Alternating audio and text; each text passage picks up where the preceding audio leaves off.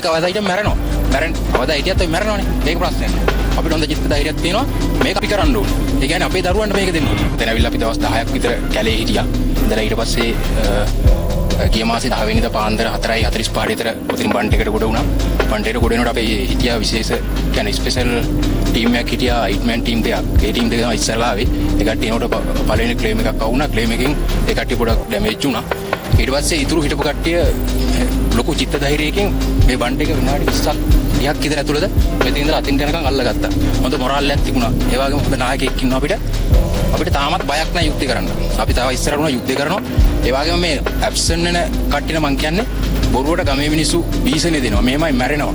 මෙහෙම තුවාල නඹලා යන්න එපා. ඒ කතන්දරේ කියන මිනිස්සු නවත්තන්න ඕනේ. එහෙම නවත්තලා මේ ඇබ්සන් වෙන කට්ටිය අපිට ගෙනලා දෙන්න ඕනේ යුද්ධ කරන්න. ඇබ්සන් වෙන්න ඕනේ. අපි කවදා හිටියත් මැරෙනවා.